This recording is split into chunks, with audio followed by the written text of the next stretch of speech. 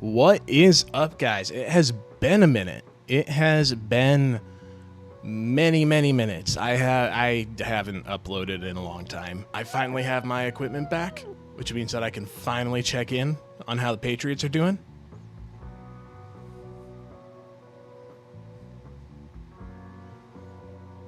We're terrible.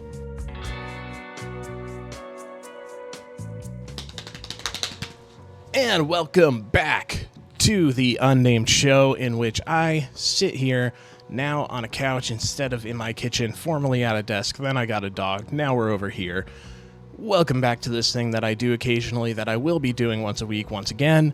And today we are reviewing the 2024 New England Patriots. It was a dumpster fire, guys. It was a dumpster fire. We had a shot at having the number 1 overall pick in the end. We still have the number 4 overall pick. We'll probably be fine. But we couldn't even walk away with that satisfaction of being able to trade back, still get our guy, get more draft capital. But that's okay, because one major thing came out of this season, and that is Drake May. I think everybody knew going into this season we have kind of a barren wasteland of a roster. You know, our number 1 receiver was Kendrick Bourne, who's always injured. Pop Douglas, who was a 500-yard receiver. Hunter Henry, who is a slightly above average tight end that has some pretty big games because he has to put the team on his back.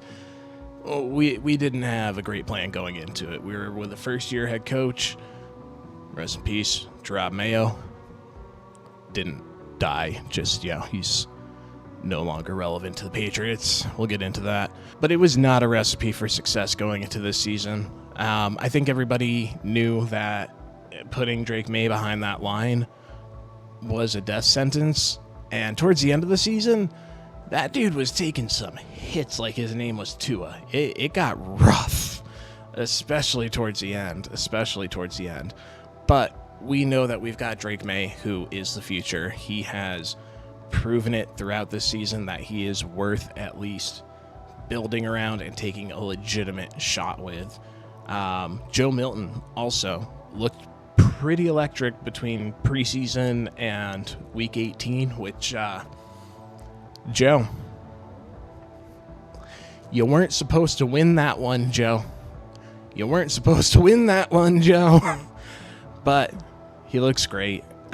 We have a top 5 pick. We have 3 picks in the top 100. We'll be fine. But God, Joe. God. We had Gerard Mayo, who is a Patriots legend at linebacker and is a Patriots afterthought at head coach. I am pretty sure that Mike Vrabel's 1-year vacation was pretty much an assumption that Gerard Mayo was going to be fired and that Mike Vrabel would be the very clear and obvious choice as our next head coach. And I gotta tell you guys, as much as this is a year in review, there's not a lot to review. We picked up a quarterback at number 3 overall. We had a receiver in Kayshon Boutte step up, which is phenomenal. And that's really about it. Christian Gonzalez remains great. Keon White is a very intriguing player on defense. There are very few of them. Those are really the 2 big ones. We have a couple of safeties, and we have a little bit on the D-line. But coached the right way, we've always been kind of a gadget defense, kind of that hybrid 3-4-4-3, big nickel. We'll be okay on defense. What I want to talk about more than 2024 is where the Patriots go next, because this next year is so crucial.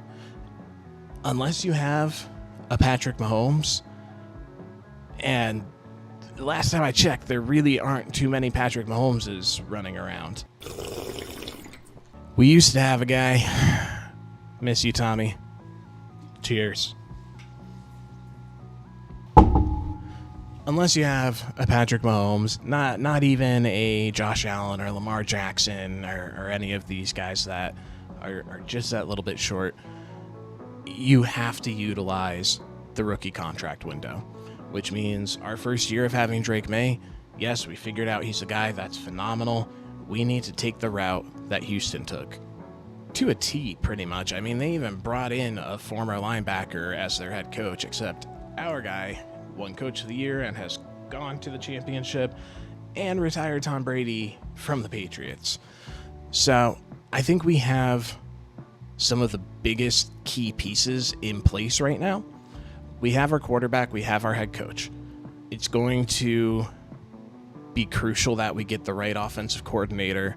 And Elliott Wolf, man, Elliott Wolf, I am begging you, do not f*** this up, buddy.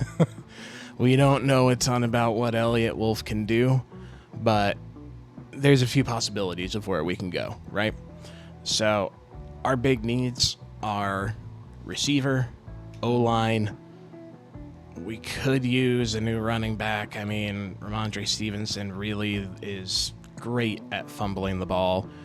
But before anything else, we need a playmaker for Drake May. Ideally, a playmaker for Drake May, somebody who can play the X position, and a solid number 2 receiver, somebody out of the slot, somebody to play the Y. And we need to get this man protection. So there's a few ways that we can go about doing that. Free agency for a receiver could be really solid this year. Obviously, there's talks about T. Higgins. T. Higgins wants to stay in Cincy. Cincy wants to keep T. Higgins. The only problem is that they kind of have to pay Jamar Chase, and between the two, they're going to end up paying Jamar Chase. So if he is on the market, T. Higgins would be freaking amazing. Another name that is floating around at the moment is A.J. Brown. Following Mike Vrabel from his days as the Titans head coach, where A.J. Brown was drafted and originally coached by Vrabel, that would be phenomenal. I know that A.J. Brown is on a Super Bowl contending team right now. He's not getting a lot of targets because Saquon Barkley is playing out of his mind, except for that one touchdown I needed, Saquon. You slid. You could have run in, and you decided it was time to slide. And I get it. You were killing the clock. But if you went up another score, the game would have been just as over, and a lot of people would have been paid, and a lot of people would have been happier. Point being, A.J. Brown may not be happy where he is. We'll see if the Eagles are willing to deal him. T. Higgins is happy where he is. We'll see if Cincy's willing to pay him. Names like Ronnie Stanley, the tackle over in Baltimore. Again, Super Bowl contending team, but can they keep these pieces together? These are teams that have quarterbacks who have gotten paid, and that's exactly the point. We need to get as much proven talent as we can around Drake May in free agency. We have over $100 million in cap space sitting there. Under Belichick, we never used that cap. Robert Kraft needs to open the purse strings. We need to get a receiver. We need to get a tackle. And it can't solely be from the draft. Now, in the draft, if you're paying attention to the rookie class, there's some quarterback needy teams early on. There aren't really quarterbacks to fill that void. You've got Cam Ward, you've got Shedeur Sanders. That's pretty much it. And then on top of that, you have Travis Hunter, who can play both ways, and that probably, if we did not trade back, would be the direction that we would have gone. Obviously, playing both ways in the NFL is a little different. Maybe bring him in on some special goal line packages, or I don't know, empty set personnel, 5 receiver packages, things like that. Primarily, he's going to be a DB, which would have been great to pair with Christian Gonzalez, but not where we need to spend our money. Maybe not the worst thing in the world that we got forced out of that situation. Tet McMillan, if he pans out, is that T. Higgins type receiver, that Mike Evans type receiver that can climb the ladder, get the ball, come down, be physical. And that is what we need for Drake May. What we need for Drake May is a big-time playmaker. An A.J. Brown, a T. Higgins, a Tet McMillan, wherever we end up getting them. There is a market for tackles. There is a market for O-line in free agency. The draft is a little weak on O-line. We've got our guy out of Texas, and we got our guy out of LSU, and then we don't have a whole lot. So really, guys, point being of the entire video, yes, the 2024 season was incredibly bleak. It was rough. I went to a couple games and was mostly there to be like, oh, hey, it's CJ Stroud scoring on us, and hey, that's Cooper Kupp. Cool, he just scored on us. Most of the games that I went to were just fun because they were live football. I'd like to go to some winning football games again, but we have the chance to put that all together, and I believe if you put the right pieces around Drake May, he can be that guy so fast. The reads he makes, his arm strength, his ability to scramble, I really do think that he can be that guy. There's a lot of comparisons to Josh Allen. Obviously, that is the high end of the spectrum. There's comparisons to Justin Herbert. That's a little bit more middle of the road where the talent's there, but the execution's not there. I don't want to bring up the other comparisons because they make me sad, and they are not going to go that way. Again, point being, we have a lot to build on.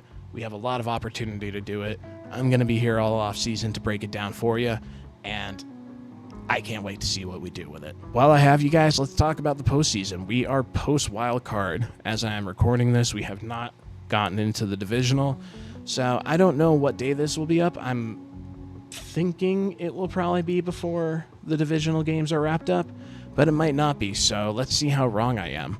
We've got Kansas City playing Houston. We've got Baltimore playing Buffalo. That's going to be a phenomenal game. We've got the Lions playing the Commanders. That's going to be a little bit of a blowout, I believe. And then we have Philly playing the Rams. This is when you get to the time of year where there are 8 teams that legitimately can contend. A couple of them, 3 of them mainly, I don't really know that they can contend. Those being the Rams, those being the Commanders, and those being the Texans. Let's start off with the one that nobody thought would be here this year, which is the Commanders. Just being in the spot where they are and just winning a playoff game against a perennial playoff team is massive. That is what I feel like we can do with Drake May if we put him in the right situation. Jaden Daniels having guys like Terry McLaurin and the ghost of Zach Ertz. I don't know. He's got Terry McLaurin, okay? We don't have a Terry McLaurin.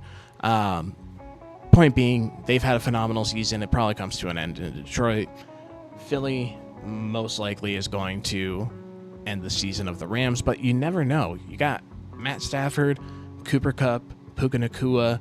On the other side, you have those insane rookies, mostly focused on Jared Verse.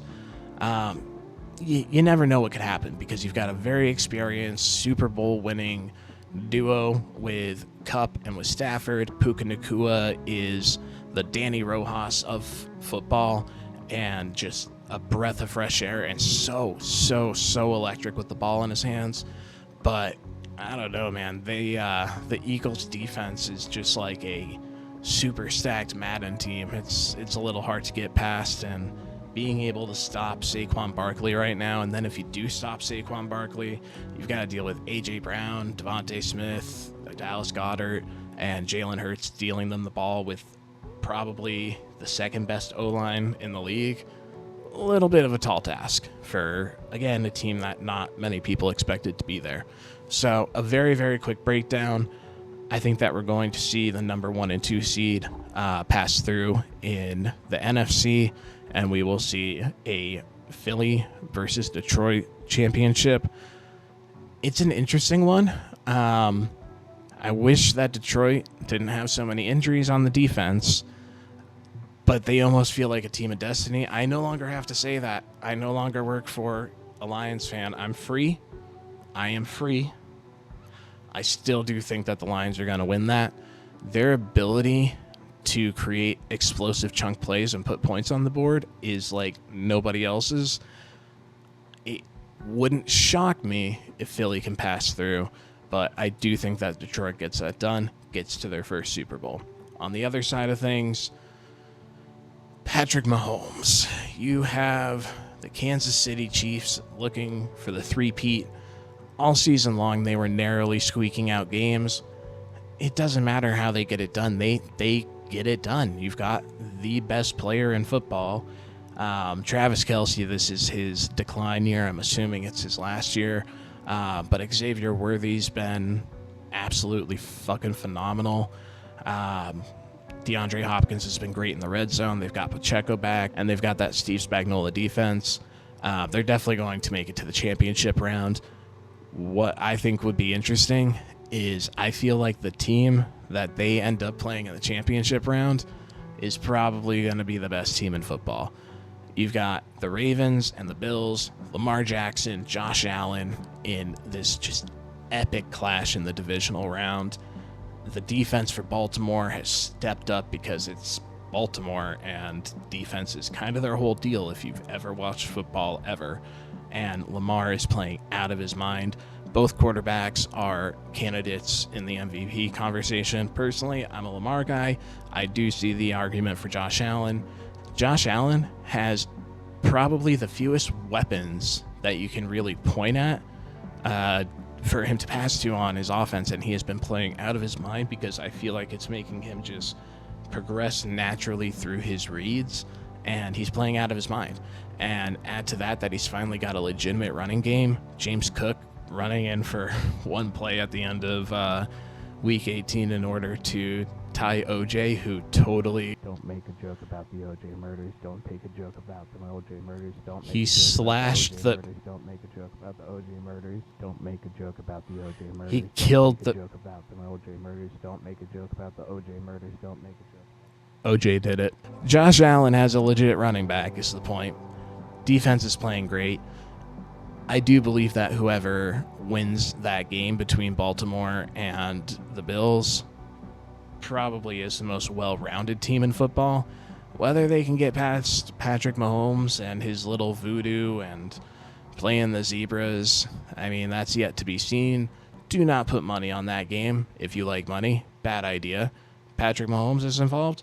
Bad idea. But at the end of the day, I do believe it is most likely going to be Detroit, and I think Baltimore. I think Baltimore gets there. I think we see a rematch of the championship last year. Baltimore made such a statement in the wild card round, running the ball every play for that drive. They are focused. They know their identity, and I think they're upgraded, and I think that the two teams that everybody wanted to see last year are going to clash this year. So we'll see. Or is this Josh Allen's first Super Bowl? And is he the MVP? We don't know. Is the three-peat going to happen? Who knows? No one knows anything. But my prediction is that we are going to see Detroit versus Baltimore, with the Lions winning their first Super Bowl in franchise history. Should be a pretty awesome postseason. All right, guys, so it goes without saying, I was gone for a bit. Like I said in the beginning of the video, some things happened. I didn't have all my equipment. I now have my equipment. You should be able to hear me a lot better. This video, I just wanted to dive into some basic X's and O's, get something out there, get talking to you again. I'm live streaming again on the weekends. I plan on having weekly content for you again. I probably will not be as stiff and dry as I am in this one. I probably won't be as rigid. I'm going to make more jokes. Guys.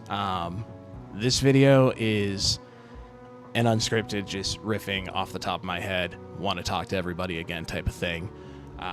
So thank you for stopping by.